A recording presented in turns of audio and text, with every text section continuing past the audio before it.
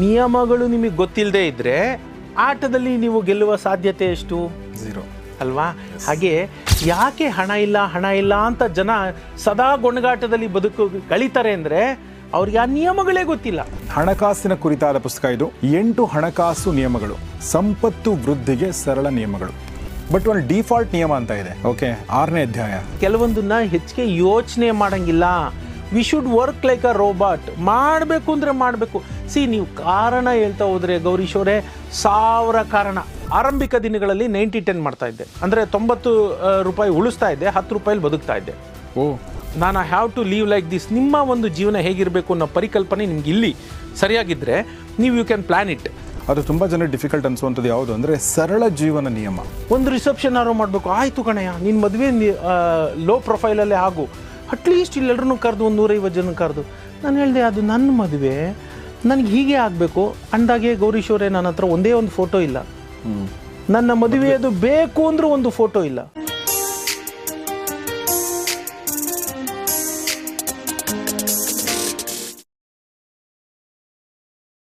ಸ್ನೇಹಿತರೆ ನಮಸ್ಕಾರ. ಗೌರಿ ಶಕ್ಕಿ ಸ್ಟುಡಿಯೋದ ವಿಶೇಷ ಕಾರ್ಯಕ್ರಮ ಹೊಸ ಪುಸ್ತಕ, ನಿಮಗೆ ಆತ್ಮೀಯ ಸ್ವಾಗತ. ನಾನು ಗೌರಿ ಶಕ್ಕಿ. ಹೊಸ ಪುಸ್ತಕ ಕಾರ್ಯಕ್ರಮದಲ್ಲಿ ಇವತ್ತು ನನ್ನ ಕೈಲಿರುವಂಥ ಹೊಸ ಪುಸ್ತಕ, ಗರಿಗರಿ ಆಗಿರುವಂಥ ಪುಸ್ತಕ. ಈ ಹೊಸ ಪುಸ್ತಕ, ಹೊಸ ತಿಂಡಿ ಹೇಗೆ ವಾಸನೆ ಬರುತ್ತೋ ನನ್ನ ಪ್ರಕಾರ ಹೊಸ ಪುಸ್ತಕ ಕೂಡ ಅದೇ ಥರ ವಾಸನೆ ಬರುತ್ತೆ ಅನಿಸುತ್ತೆ. ಆ ವಾಸನೆ ಇನ್ನೂ ಹಾಗೇ ಇದೆ. ಸೊ ಇಂಥ ಹೊಸ ಪುಸ್ತಕ ಮತ್ತು ಹೊಸ ವಿಚಾರ ಇಟ್ಕೊಂಡು ನಾನು ಇವತ್ತು ಈ ಕಾರ್ಯಕ್ರಮದಲ್ಲಿ ನಮ್ಮ ಜೊತೆಗೆ ಜಾಯ್ನ್ ಆಗಿದ್ದಾರೆ ನಮ್ಮ ಪ್ರೀತಿಯ ಬರಹಗಾರರು ಮತ್ತು ಹಣಕಾಸು ಚಿಂತಕರು, ಲೇಖಕರು ಆಗಿರುವಂಥ ರಂಗಸ್ವಾಮಿ ಮೂಕನಹಳ್ಳಿಯವರು. ಸರ್ ನಮಸ್ಕಾರ, ವೆಲ್ಕಮ್ ಟು ದ ಶೋ. ನಮಸ್ಕಾರ. ನಮಸ್ಕಾರ ರಂಗಸ್ವಾಮಿ ಸರ್. ಸೊ ಇವತ್ತು ಮತ್ತೊಂದು ಹಣಕಾಸಿನ ಕುರಿತಾದ ಪುಸ್ತಕ ಇದು. 8 ಹಣಕಾಸು ನಿಯಮಗಳು, ಸಂಪತ್ತು ವೃದ್ಧಿಗೆ ಸರಳ ನಿಯಮಗಳು. ನನಗೆ ಈ ಒಂದು ಸರಳ ನಿಯಮಗಳು ಅನ್ನೋದು ನಂಬಕ್ಕೆ ಏನು ಕಾರಣ ಅಂತಂದರೆ, ನೀವು ತುಂಬ ಬಡತನದಿಂದ ಕೆಳಮಧ್ಯಮವರೆಗೆ ಬಂದಿರೋದ್ರಿಂದ ಸರಳ ನಿಯಮಗಳಿಂದ ನಾವು ಸಂಪತ್ತು ವೃದ್ಧಿಸ್ಬೋದು ಅನ್ನೋದಕ್ಕೆ ಒಂದು ನನಗೆ I can trust that. Because ಅದೆಲ್ಲವನ್ನು ಮಾಡಿಕೊಂಡೇ ಬಹುಶಃ ನೀವು ಕೂಡ ಒಂದು ಹಂತಕ್ಕೆ ಲೈಫಲ್ಲಿ ಗಾಡ್ ಫಾದರ್ ಇಲ್ಲದೆ ನಾವು ಯಾವಾಗಲೂ ಒಂದು ತಪ್ಪು ಮಾಡ್ತೀವಿ. ಏನು ಗೊತ್ತಾ, ಯಾರೋ ಬರ್ತಾರೆ ನಮಗೆ ಸಹಾಯ ಮಾಡ್ತಾರೆ, ನಮ್ಮ ಪರಿಸ್ಥಿತಿಯಿಂದ ಬದಲು ಮಾಡಿಸಿ ಎಲ್ಗೋ ಕರ್ಕೊಂಡು ಹೋಗ್ತಾರೆ ಅಂತ. ಯಾರೂ ಬರೋದಿಲ್ಲ, ಯಾರೂ ಸಹಾಯ ಮಾಡೋದಿಲ್ಲ. ಇದನ್ನು ನಾವು ಫಸ್ಟ್ ಅರ್ಥ ಮಾಡ್ಕೋಬೇಕು. ಇದೇ ಮೊದಲನೇ ನಿಯಮ ಏನು ಅಂತಂದರೆ, ಯಾರೂ ನಮ್ಮ ಸಹಾಯಕ್ಕೆ ಬರೋದಿಲ್ಲ. ನಾವು ಪೂಜಿಸುವ ದೇವರು ಕೂಡ ಬರೋದಿಲ್ಲ. ದೇವರು ಕೂಡ ನಮ್ಗೆ ಯಾವಾಗ ಸಹಾಯ ಮಾಡ್ತಾನೆ ಅಂದರೆ, ನಾವೆದ್ದು ನಮಗೆ ಸಹಾಯ ಮಾಡ್ಕೊಂಡಾಗ. He can give a push. ಒಂದು ತಳ್ಳುತ್ತಾನ ಆತ, ಒಂದು ಬೆಂಬಲ ಇರುತ್ತೆ. ಅದು ಮೀರಿದ ಸಹಾಯ ಯಾರೂ ಮಾಡೋದಿಲ್ಲ. ನಮಗೆ ನಾವೇ ದಾರಿದೀಪ. ಇದೇ ಸತ್ಯ. ಎಕ್ಸಾಕ್ಟ್ಲಿ. ಅಂದರೆ ನೋಡಿ ಎಷ್ಟು ಚೆನ್ನಾಗಿದೆ ಅಂದರೆ, ಈಗ ಒಬ್ಬರು ಸಹಾಯ ಮಾಡಬೇಕಂದ್ರೆ ನಿಮ್ಮ ಹತ್ರ ಆ ಒಂದು ಎಬಿಲಿಟಿ ಇರಬೇಕು. ಸಹಾಯ ಮಾಡಿದರೆ ಈತ ಉದ್ಧಾರ ಆಗ್ತಾನೆ ಅಂತ ಅನಿಸಿದಾಗ ಆ ಸಾಮರ್ಥ್ಯದಿಂದ ಪುಷ್ ಸಿಗುತ್ತೆ ಅಷ್ಟೇ ಅಲ್ವಾ? ಅದು ದೇವರಿಂದನೇ ಇರ್ಬೋದು, ಪಕ್ಕದ ಮನುಷ್ಯರಿಂದ ಇರ್ಬೋದು, ಸ್ನೇಹಿತರಿಂದ ಇರ್ಬೋದು, ಯಾರಿಂದ ಬೇಕಾದ್ರೆ ಇರ್ಬೋದು. ದೈವ ಬೇರೆ ರೂಪದಲ್ಲಿ ಬರ್ತಾನೆ. ಎಕ್ಸಾಕ್ಟ್ಲಿ. ಹಣಕಾಸು ಪುಸ್ತಕಗಳಲ್ಲಿ ಇದು ಎಷ್ಟನೇ ಪುಸ್ತಕ ನಿಮ್ಮದು? ಒಟ್ಟಾರೆ ಇದು 36ನೇ ಪುಸ್ತಕ. ಇದರಲ್ಲಿ ನೀವೊಂದು 5 ಪುಸ್ತಕ ಅಥವಾ 6 ಪುಸ್ತಕ ತೆಗೆದ್ರೆ 30ನೇ ಪುಸ್ತಕ ಅಂತ ಅನ್ಕೋಬಹುದು. ಯಾಕಂದರೆ ನಾನು ಒಂದು 2-3 ಪುಸ್ತಕ ಇದು ಟ್ರಾವೆಲ್ಗಳ ಬಗ್ಗೆ ಬರೆದಿದ್ದೀನಿ. ಉಳಿದಂತೆ ಇನ್ನೊಂದು ಅಷ್ಟೇ 3-4 ಪುಸ್ತಕ, ಇನ್ನೊಂದು 2 ಮೋಟಿವೇಶನಲ್ ಪುಸ್ತಕಗಳಿದೆ. ಅದು ತೆಗೆದ್ರೆ 29 ಅಥವಾ 30ನೇ ಪುಸ್ತಕ ಹಣಕಾಸಿಂದೇ ಜಾಸ್ತಿ ಬರುತ್ತೆ. ಜಾಸ್ತಿ ನನಗನ್ಸುತ್ತೆ ಅದೇ ತುಂಬ ಅವಶ್ಯಕತೆ ಅಂತ ಹೇಳಿ. ಹೀಗಾಗಿ ನಾನು ರೆಕಮೆಂಡ್ ಮಾಡೋದೇನಂತಂದರೆ, ನಿಮ್ಮ ಮನೇಲಿ ಹೈಸ್ಕೂಲ್ ಓದೋ ಮಕ್ಕಳಿದ್ರೆ, PUC ಓದೋ ಮಕ್ಕಳಿದ್ರೆ, ಇಡೀ 30 ಪುಸ್ತಕನ ಅವರಿಗೆ ನೀವು ಖರೀದಿ ಮಾಡಿ ಕೊಟ್ಟರು ಕೂಡ ತಪ್ಪಾಗಲಿಕ್ಕಿಲ್ಲ ಅಂತ ನಾನು ಅನ್ಕೋತೀನಿ. ನೀವು ಓದ್ಬೋದು, ನಿಮ್ಮ ಮಕ್ಕಳು ಖಂಡಿತ ಓದ್ಬೋದು. ಇವತ್ತು ನನ್ನ ಕೈಲಿರುವಂಥ ಈ ಪುಸ್ತಕನ ನಾನು ಅದ್ರ ಬಗ್ಗೆ ಮಾತಾಡೋದಾದರೆ, ಸರ್ ನನ್ನ ಒಂದು ಪ್ರಶ್ನೆ ಏನಂದರೆ, ನೀವು ಹಣಕಾಸಿನ ಜಗತ್ತನ್ನು, ವಿತ್ತ ಜಗತ್ತನ್ನು ನೋಡ್ತಾನೆ ಬರ್ತಿರ್ತೀರಿ. ನೀವು ಇದರಲ್ಲಿ ನಿಯಮಗಳ ಬಗ್ಗೆ ಮಾತಾಡ್ತೀನಿ. ಆದರೆ ಇತ್ತೀಚಿನ ವರ್ಷಗಳಲ್ಲಿ ಯಾವುದಾದ್ರು ಹೊಸ ನಿಯಮ ನೀವು ಕಂಡುಕೊಂಡ್ರದು ಅಂತಂದರೆ, ಅದು ಸರಳವಾದ ನಿಯಮನೇ. ಅದನ್ನು ನಾನು ಅದಕ್ಕೆ 8ನೇ ನಿಯಮ ಮಾಡಿದ್ದೀನಿ. ಇರೋದು 7 ನಿಯಮ. 8ನೇ ನಿಯಮ, 9ನೇ ನಿಯಮ ಹಾಕಿದ್ದೀನಿ. ಅದಕ್ಕೆ ಹೆಸರು 8 ನಿಯಮಗಳು ಅಂತಿದೆ. ಆದರೆ ಅದರಲ್ಲಿ 9 ಚಾಪ್ಟರ್ ಇದೆ. 8ನೇ ಚಾಪ್ಟರ್ ನೋಡಿ, ನಿಯಮಗಳನ್ನು ಪಾಲಿಸುವ ನಿಯಮ ಅಂತ ಕೊಟ್ಟಿದ್ದೀನಿ. ಅದೇ ನಿಯಮ. ಅದೇನಂದ್ರೆ, ನಾವು ಆ ನಿಯಮಗಳನ್ನು ಮರಿಬಾರ್ದು ಅನ್ನೋದು ಒಂದು ನಿಯಮ. ಆ ನಿಯಮಗಳನ್ನು ತಪ್ಪದೇ ಪಾಲಿಸಬೇಕು ಅನ್ನೋದೇ ನಿಯಮ.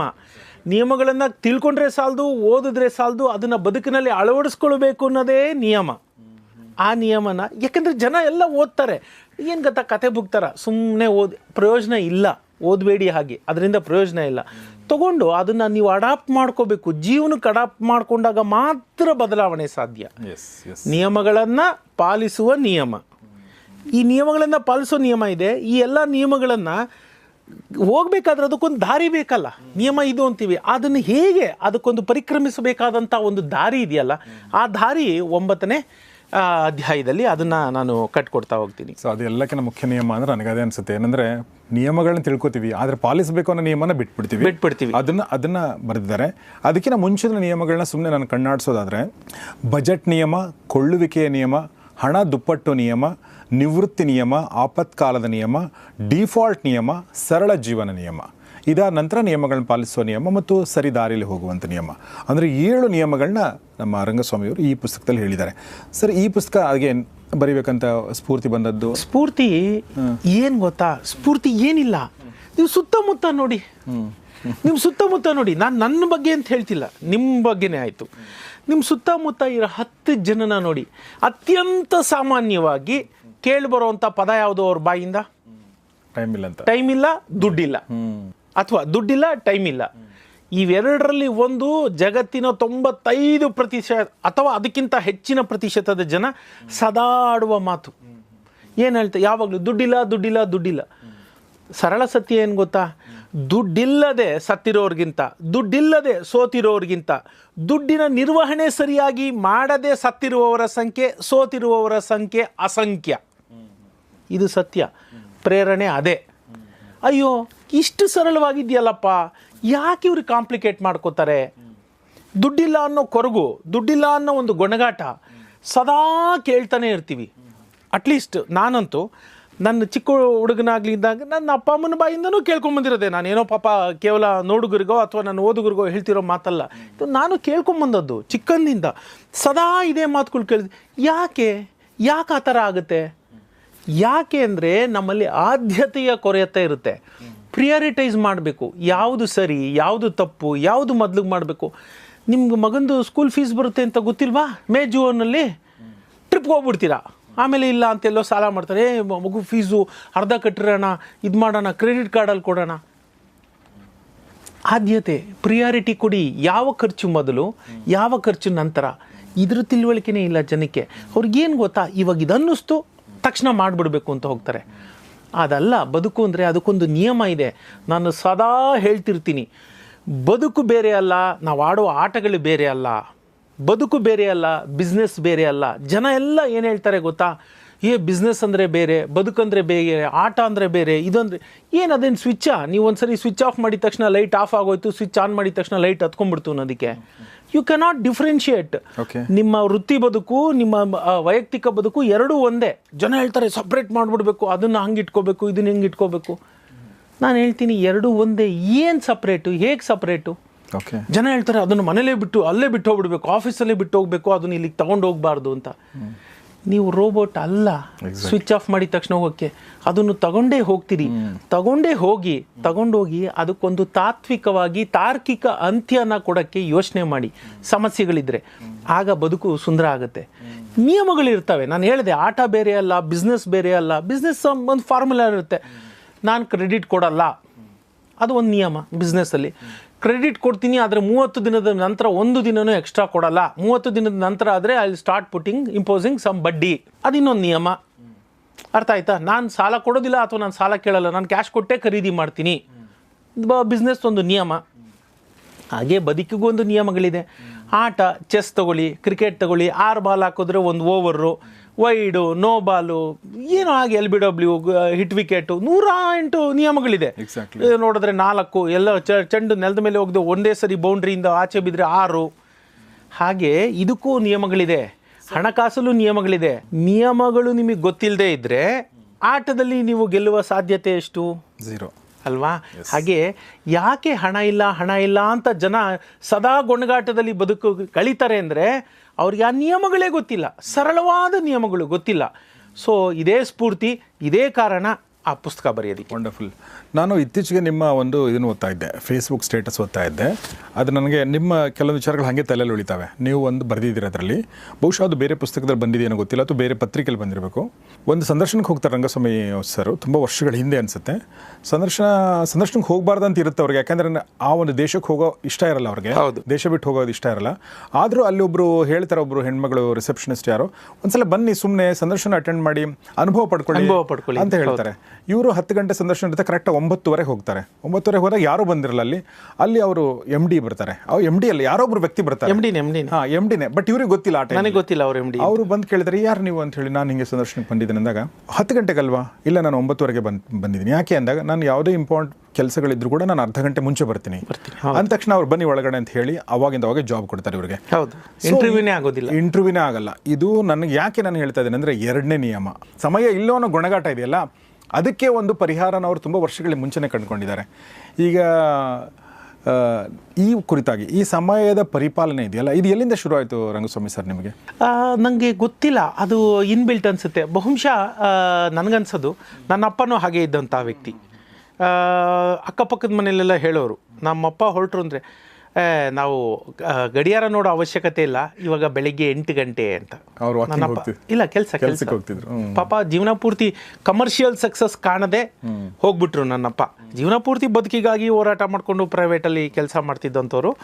ಹಾಗಾಗಿ 8 ಗಂಟೆ ಅಂದರೆ 8 ಗಂಟೆಗೆ ಅವ್ರಿಗೆ 8:00ವರೆಗೆ ಕೆಲಸ ಶುರು ಆಗ್ತಿತ್ತು, ಪ್ರೈವೇಟ್ ಕಂಪ್ನಿಗಳಲ್ಲ. ಹಾಗಾಗಿ 8:00ವರೆಗೆ ಶುರು ಆಗೋದು. ಸೊ ಅವ್ರು 8 ಗಂಟೆಗೆ ಮನೆ ಬಿಡೋರು. ಹಾಗಾಗಿ 1 ನಿಮಿಷ ಆ ಕಡೆ ಈ ಕಡೆ ವ್ಯತ್ಯಾಸ ಆಗ್ತಿರಲಿಲ್ಲ ನನ್ನಪ್ಪದ್ದು. ಅದೇ ರೀತಿ ಮಾಡ್ತಿದ್ರು. ಮೇ ಬಿ ಅದು ನನಗನ್ಸುತ್ತೆ, ಬಾಲ್ಯದಲ್ಲಿ ನಾವು ಯಾರನ್ನ ನೋಡ್ತೀವಿ, ಯಾರನ್ನ ನಾವು ಫಾಲೋ ಮಾಡ್ತೀವಿ, ಅದನ್ನು ನಾವು ಇನ್ಕಲ್ಕೇಟ್ ಮಾಡ್ಕೋತಾ ಹೋಗ್ತೀವಿ ಅಂತ ನನಗನ್ಸುತ್ತೆ. ಆ ಥರದ್ರಲ್ಲಿ ನನ್ನ ಅಪ್ಪನ ಪ್ರಭಾವ ಅದು ಕಾರಣ, ಮುಕ್ಕಾಲು ಪಾಲು ಅದೇ ಕಾರಣ ಅಂತ ನನಗನ್ಸುತ್ತೆ. ಮತ್ತು ನಿಮ್ಮ ಯಶಸ್ಸಿಗೆ ಅದು ಬಹುಪಾಲು ಕಾರಣ ಅಂತ ನಾನು ಅನ್ಕೋತೀನಿ. ಹೌದು, ನಾನು ಹೇಳಿದ್ನಲ್ಲ, ಅದೇನೋ ಗೊತ್ತಿಲ್ಲ, ಅದು ನೀವು ಹೇಳಿದ್ರಲ್ಲ ಹಾಗೆ, ನನ್ನ ಜೀವನದಲ್ಲಿ ಇದುವರ ತನಕ ಯಾವುದು ಸಂದರ್ಶನ ಅಂತ ಈ ರೀತಿಯ ಸಂದರ್ಶನಗಳನ್ನ ಬಿಟ್ಟರೆ, ಕೆಲಸಕ್ಕೆ ಅಂತ ಒಂದು ಸಂದರ್ಶನ, ಇಂಟರ್ವ್ಯೂ ನಾನು ಫಸ್ಟು ಫೇಸ್ ಮಾಡಿದ್ದು ಅವತ್ತೇ ಏನು ಪ್ರಶ್ನೆಗಳೇ ಬರಲಿಲ್ಲ. ಬಂದರು, ಅವರು ನನ್ನ 10 ಗಂಟೆಗೆ 10:30 ಅಂತ ಹೇಳಿದರು. 10 ಗಂಟೆ 32 ನಿಮಿಷ ಆಯಿತು ನನ್ನ ಅವ್ರು ಒಳಗಡೆ ಕರೆದಾಗ. ಆತ ಎಂಥ ಮಹಾ ವ್ಯಕ್ತಿ ನೋಡಿ, ಇವತ್ತಿಗೂ ದುಬೈಲಿದ್ದಾರೆ. ಆತ ಏನು ಹೇಳಿದ್ರು ಗೊತ್ತಾ, ರಂಗಸ್ವಾಮಿಯವರೇ, ಐ ಆಮ್ ವೆರಿ ಸಾರಿ, ನಿಮ್ಮನ್ನು 2 ನಿಮಿಷ ನಾನು ಒಳಗಡೆ ಲೇಟಾಗಿ ಕರೆದೆ, ಅದಕ್ಕೆ ನನ್ನ ಕ್ಷಮಿಸಿ ಅಂತ ಕೇಳಿದ್ರು. ನನ್ನ MD, ಅವತ್ತಿನ ದಿನದ MD ಆ ಥರ ಕೇಳಿದ್ರು, 2 ನಿಮಿಷ ತಡ ಆಗಿದ್ದಕ್ಕೆ. ನಿಮಗೂ ಗೊತ್ತೇ ಇದೆ, ಇವತ್ತು ನೀವು 12:30 ಹೇಳಿದ್ರಿ, ನಾನು 12 ಗಂಟೆಗೆ ಬಂದು ಕೂತಿದ್ದೆ. ನೀವು ಕರೆಕ್ಟ್ ಟೈಮಿಗೆ ಬಂದಿದ್ದೀರಿ, ನಿಮ್ದನ್ನು ನಾನು ಇಲ್ಲ ಅಂತ ಹೇಳ್ತಿಲ್ಲ. ಆದರೆ ಅದು ನನ್ನ ಅಭ್ಯಾಸ. ಏನಂದರೆ, ಎಲ್ಲೇ ಆಯಿತು ನಾವು ಆತಂಕದಿಂದ ಹೋಗಬಾರ್ದು. ಹೋಗಲ್ಲೊಂದು 5-10 ನಿಮಿಷ ಕೂತು ಸೆಟಲ್ ಆಗಬೇಕು. ನನ್ನ ಉಸಿರಾಟ ಇರ್ಬೋದು, ದೇಹದ ಇತರ ಅಂಗಾಂಗಗಳಿರಬೇಕು, ಅದು ಸೆಟ್ಲ್ ಆಗಬೇಕು. ಅದು ಆರಾಮಾಗಿ ನೀವು ಯಾವತ್ತೂ ಅಷ್ಟೇ ನಿಧಾನವಾಗಿದ್ದಾಗ ಮೆದುಳು ಸರಿಯಾಗಿ ಯೋಚನೆ ಮಾಡೋಕ್ಕೊಂದು ಅವಕಾಶ ಸಿಕ್ಕುತ್ತೆ. ನಾವು ಆ ಥರದಲ್ಲಿ ಏನೇ ಕೆಲಸ ಮಾಡಿದ್ರು ಅದು ಫಲಿತಾಂಶ ಅಷ್ಟು ಚೆನ್ನಾಗಿರೋದಿಲ್ಲ. ತುಂಬ ಚೆನ್ನಾಗಿ ಹೇಳಿದ್ರಿ. ಸೊ ಹಾಗೆ ಈ ಹಣಕಾಸಿನ ಜಗತ್ತಿನ ನಿಯಮಗಳನ್ನ ಜೊತೆಗೆ ನಾವು ಬದುಕಿನ ನಿಯಮಗಳಿದೆಲ್ಲ, ಈ ಥರ ನಿಯಮಗಳನ್ನ ಅಳವಡಿಸ್ಕೊಳ್ಳೋದು ತುಂಬ ಮುಖ್ಯ ಆಗುತ್ತೆ. ನಾನು ಯಾವಾಗಲೂ ಅದನ್ನೇ ಹೇಳ್ತೀನಲ್ಲ ಗೌರೀಶ್ವರೇ, ಬದುಕು ಬೇರೆ ಅಲ್ಲ, ಬಿಸ್ನೆಸ್ ಬೇರೆ ಅಲ್ಲ. ಆ ಪುಸ್ತಕ ಬರೀಲಿಕ್ಕೆ ಇನ್ನೂ ಒಂದು ಕಾರಣ ಇದೆ. ಬಹುತೇಕ ಜನ ಹಣ ಇಲ್ಲ ಅಂತ ಹೇಳ್ತಾರಲ್ಲ, ಎಸ್ಪೆಷಲಿ ಬಿಸ್ನೆಸ್ ಮನ್. ಈ ಸಂಬಳಕ್ಕೆ ಕೆಲಸ ಮಾಡೋರ್ಗೆ ಏನಾಗುತ್ತೆ, ಪ್ರತಿ ತಿಂಗಳು 31ನೇ ತಾರೀಕಿಗೂ ಅಥವಾ 1ನೇ ತಾರೀಕು ಅಥವಾ 5ನೇ ತಾರೀಕಿಗೂ ಟನ್ ಅಂತ ಬ್ಯಾಂಕಲ್ಲಿ ಎಷ್ಟೋ ಒಂದು ನಿಗದಿಯಾಗಿರುವಂತಹ ಮೊತ್ತ ಅವರ ಅಕೌಂಟ್ಗೆ ಬಂದು ಬೀಳ್ತಾ ಇರುತ್ತೆ. ಹಾಗಾಗಿ ಅವ್ರಿಗೆ ಅಂತಹ ಒಂದು ಟೆನ್ಷನ್ ಇರೋದಿಲ್ಲ. ಪಾಪ ಈ ಬಿಸ್ನೆಸ್ಗಳಂದರೆ ಸ್ವ ಉದ್ಯೋಗ ಮಾಡೋರು, ಸಿಂಗಲ್ ಮ್ಯಾನ್, ಅವ್ರಿಗೆ ಅವರೇ ಕೆಲಸ ಕೊಟ್ಕೊಂಡಿರ್ತಾರೆ, ಅಥವಾ ಅವ್ರ ಜೊತೆಗೆ ಇನ್ನೊಂದಿಬ್ಬರು ಕೆಲಸ ಕೊಟ್ಟಿರ್ತಾರೆ. ಅವ್ರಿಗೆ ಹಾಗಲ್ಲ, ಅವ್ರಿಗೆ ಬರೋ ಹಣ ಬರ್ತಿರಲ್ಲ, ಏನೇನೋ 120 ತೊಂದರೆ ಇರುತ್ತೆ. ಇಂಥವ್ರನ್ನೂ ಗಮನದಲ್ಲಿಟ್ಕೊಂಡೇ ಆ ಪುಸ್ತಕ ಬರೆದಂಥದ್ದು. ಯಾಕೆ ಅಂತಂದರೆ, ಅಂಥವ್ರಿಗೋಸ್ಕರ ಇನ್ನೊಂದು ನಾನು ಒಂದು ಆಯಾಮ ಹೇಳ್ತೀನಿ ನೋಡಿ. ಇಲ್ಲಿ ಇನ್ನೇನು ದೊಡ್ಡದಿಲ್ಲ. ನೀವು ಬಿಸ್ನೆಸ್ ಅಂತಿರಲ್ಲ, ಎಲ್ರಿಗೂ ಬಿಸ್ನೆಸ್ ಮಾಡೋ ಯಾರಿಗೆ ಆಯ್ತು, ಇವಾಗ ನೀವು ನಿಮ್ಮದೇ ಒಂಥರ ಆ ರೀತಿ ನೋಡಿದ್ರೆ ನಿಮ್ಮದು ಒಂಥರ ಬಿಸ್ನೆಸ್ ಅಲ್ಲ. ಹಾಗಾಗಿ ನೋಡ್ಕೊತ ಬಂದರೆ ಇಲ್ಲಿ 3 ಆಯಾಮ ಇರೋದು. ಗಮನ ಇಟ್ಟು ಕೇಳಿ, 3 ಆಯಾಮ. ಮೊದಲು ನೀವು, 2 ನೀವು ನೀಡುವ ಪದಾರ್ಥ ಅಥವಾ ಸೇವೆ, 3 ಮಾರುಕಟ್ಟೆ. ಇಷ್ಟೇ 3 ಡೈಮೆನ್ಷನ್ ಇರೋದು. ಆಯಾಮ ಅಂದರೆ ಇನ್ನೇನಿಲ್ಲ, ಡೈಮೆನ್ಷನ್ ಓನ್ಲಿ 3 ಡೈಮೆನ್ಷನ್ಸ್. ಇದನ್ನು ಬಿಟ್ಟು ಇನ್ನೇನೂ ಇಲ್ಲ. ನೀವು ಈ 3 ಆಯಾಮನ ಸರಿಯಾಗಿ ಅರ್ಥ ಮಾಡ್ಕೊಂಡ್ಬಿಟ್ರೆ ನೀವು ಟಾಪ್ ಬಿಸ್ನೆಸ್ ಮನ್ ಆಗೋದ್ರಲ್ಲಿ ಯಾವ ಒಂದು ಸಂಶಯನೂ ನನಗಿಲ್ಲ. ಆದರೆ ಈಗ ವಿಷಯಕ್ಕೆ ಬರ್ತೀನಿ. ನಾವು ಅಂತ ಹೇಳಿದ್ವಲ್ಲ, ಫಸ್ಟ್ ನಾವು ಅಥವಾ ನೀವು, ಯಾರು ಹೇಳಿದ್ನಲ್ಲ, ಯು ಫಸ್ಟ್ ಯು ಅನ್ನೋದು. ಆ ಯು ಅನ್ನೋದೇ ಒಂದು ದೊಡ್ಡ ಸಮುದ್ರ. ನಿಮ್ಮ ಮೇಲೆ ನೀವು ಯಾವಾಗ ನಿಯಂತ್ರಣ ಪಡ್ಕೋತೀರಿ, ಆಗ ನೀವು ನೀಡುವ ಸೇವೆ ಮತ್ತು ಪದಾರ್ಥಗಳ ಮೇಲೆ ನಿಮಗೆ ನಿಯಂತ್ರಣ ಬರುತ್ತೆ. ಇವೆರಡರ ಮೇಲೆ ನೀವು ಯಾವಾಗ ನಿಯಂತ್ರಣ ಪಡ್ಕೋತೀರಿ, ಮಾರುಕಟ್ಟೆ ನನ್ನ ಹೆಸರಿಗೆ ಅದು ಜೀವವಿಲ್ಲದ ವಸ್ತು. ಆ ಮಾರುಕಟ್ಟೆಗೆ ಗೌರಿ ಶಕ್ಕಿ ಗೊತ್ತಿಲ್ಲ, ರಂಗಸ್ವಾಮಿ ಗೊತ್ತಿಲ್ಲ, ಜಮೀಲ್ ಅವ್ರು ಯಾರು ಅಂತ ಗೊತ್ತಿಲ್ಲ, ನಾವು ಯಾರು ಅಂತ ಗೊತ್ತಿಲ್ಲ, ನಮ್ಮ ಜೆಂಡರ್ ಗೊತ್ತಿಲ್ಲ. ನಾವು ಯಾರು ಅಂತ ಗೊತ್ತಿಲ್ಲ, ನಮ್ಮ ಜೆಂಡರ್ ಗೊತ್ತಿಲ್ಲ ಅಂದಮೇಲೆ ನಮ್ಮ ಜಾತಿ ಧರ್ಮ ತಗೊಂಡು ಅದೇನು ಮಾಡುತ್ತೆ? ಕರೆಕ್ಟ್. ಸಕ್ಸಸ್ಸು ಯಾರಪ್ಪನ ಸ್ವತ್ತು ಅಲ್ಲ. ಯಾರು ಹೆಚ್ಚಿಗೆ ಬಾಡಿಗೆ ಕೊಡ್ತಾರೆ, ಪ್ರತಿನಿತ್ಯ ಪ್ರತಿದಿನ ಪ್ರತಿ ಗಳಿಗೆ ಬಾಡಿಗೆ ಅದು ವಸೂಲಿ ಮಾಡ್ತಾ ಇರುತ್ತೆ. ನೀವು ಕೊಡ್ತಾ ಇದ್ದರೆ ಅದು ಹೋಗ್ತಾ ಇರುತ್ತೆ. 3 ಆಯಾಮ ಹೇಳಿದೆ. ಮೊದಲು ಯು, ನಾನೇನು, ನನ್ನ ಒಂದು ಯೋಚನೆಗಳಿಗೆ, ನನ್ನ ಒಂದು ಕ್ಯಾರೆಕ್ಟರಿಸ್ಟಿಕ್ಸ್ಗೆ, ಗುಣಗಳಿಗೆ ನಾನು ಮಾಡಬಹುದಾದ ಬಿಸ್ನೆಸ್ ಸರಿಯಾಗಿದೆಯಾ, ಇದು ನನಗೆ ಒಗ್ಗುತ್ತಾ. ಈಗ ನಾನು ನೀವು ಹೋಟ್ಲ್ ಹಾಕ್ಲೇ ಆರಲಿ, ಹೋಟ್ಲ್ ಹೆಂಗೆ ಹಾಕ್ತೀರಾ ನೀವು? ನಾವಲ್ಲಿ 12 ಗಂಟೆ ಗಲ್ಲಾಪಟ್ಟಿಗೆ ಮೇಲೆ ಕೂತ್ಕೊಳ್ಳೋಕ್ಕಾಗುತ್ತಾ? ಅಥವಾ ಅಲ್ಲಿ ಹೋಗಿ ಎಲ್ಲ ಮೇಲ್ವಿಚಾರಣೆ ಮಾಡೋಕ್ಕಾಗುತ್ತಾ? ನಿಮ್ಮ ನೇಚರ್ ಅಲ್ಲ, ನನ್ನ ನೇಚರ್ ಅಲ್ಲ, ಜಮೀಲ್ ಅವ್ರ ನೇಚರು ಅಲ್ಲ, ನಮ್ಮ ನೇಚರ್ ಅಲ್ಲ. ನಾವು 12 ಗಂಟೆ ಅಲ್ಲಿ ಕೂರ್ಲಾರ್ವಿ ಒಂದು ಜಾಗದಲ್ಲಿ. ಅಥವಾ ಯಾರನ್ನೋ ಏನೋ ಆಯಿತು, ಹಾಲು ಎಷ್ಟೋಯ್ತು, ಇದೆಷ್ಟು ಹೋಯ್ತು ಅಂತ ನಾವು ನೋಡ್ಕೊಂಡು ಕೂತ್ಕೊಳ್ಳೋಕ್ಕಾಗಲ್ಲ. ನಮ್ಮ ನೇಚರ್ ಅಲ್ಲ. ಸೊ ನಮ್ಮ ನೇಚರ್ಗೆ ಏನು ಹೊಂದುತ್ತೆ ಅಂತಹ ಸೇವೆ, ಅಂತಹ ಪದಾರ್ಥನ ನಾವು ಯಾವಾಗ ಕೊಡೋಕ್ಕೆ ಶುರು ಮಾಡ್ತೀವಿ, ಮೊದಲು ನಾವ್ಯಾರು ಅನ್ನೋದು ಅದೇ ಒಂದು ದೊಡ್ಡ ಸಮುದ್ರ. ನಾನು ಹೇಳಿದೆ, ಅದಕ್ಕೆ ಅನುಗುಣವಾದಂತಹ ಸೇವೆ ಅಥವಾ ಪದಾರ್ಥನ, ಪ್ರಾಡಕ್ಟನ್ನು ನೀವು ಸಿದ್ಧ ಮಾಡಿಕೊಂಡ್ರೆ ಅದು ಇನ್ನೊಂದು ದೊಡ್ಡ ಸಮುದ್ರ ಅಲ್ವಾ? ಯಾಕೆಂದರೆ ಎಲಿಮಿನೇಟ್ ಮಾಡೋದೇ ಕಷ್ಟ. ಏನು ನನಗೆ ಸರಿಯಾಗಿ ಹೊಂದುತ್ತೆ ಅನ್ನೋದು ಇದೆಯಲ್ಲ, ಬಿಗ್ಗೆಸ್ಟ್ ಕ್ವಶನ್ ಅದು. ಇವೆರಡನ್ನೂ ಸಾಲ್ವ್ ಮಾಡ್ಕೊಳ್ಳಿ. ಮಾರ್ಕೆಟ್ ಏನೂ ಇಲ್ಲ. ಜನ ಸ್ಟಾರ್ಟ್ ಮಾಡ್ತಾರೆ, ಇವನೇನು ಏನೇನೋ ಹೇಳ್ತಾನೆ ಕ್ಯಾಮ್ರಾ ಮುಂದೆ ಕೂತ್ಕೊಂಡ್ಬಿಟ್ಟು. ನಂಗೆ ಗೊತ್ತು ಕಾಮೆಂಟಲ್ಲಿ ಏನು ಬರುತ್ತೆ ಅಂತ. ಬಿಸ್ನೆಸ್ ಮಾಡಲಿ ಗೊತ್ತಾಗುತ್ತೆ. ಇದು ಸಾಧಾರಣ. ನಾನು ಅವ್ರನ್ನ ಬೈಯೋದಿಲ್ಲ ಆ ಥರ ಕಾಮೆಂಟ್ ಮಾಡ್ತಾರೆ ಅಂತ. ಸಾಧಾರಣ ಪಾಪ. ಅವ್ರಿಗೇನು ಹೇಳ್ತಾರೆ, ನೀನು ರಿಯಲ್ ಲೈಫಲ್ಲಿ ಬಾ, ಕಾಂಪಿಟೇಷನ್ ಎಷ್ಟಿದೆ ಗೊತ್ತಾ, ಕಟ್ ಥ್ರೋಟ್ ಕಾಂಪಿಟೇಷನ್ ಇದೆ ಅಂತ. ನಾನು ಅದನ್ನು ಇಲ್ಲ ಅಂತ ಹೇಳೋದೇ ಇಲ್ಲ.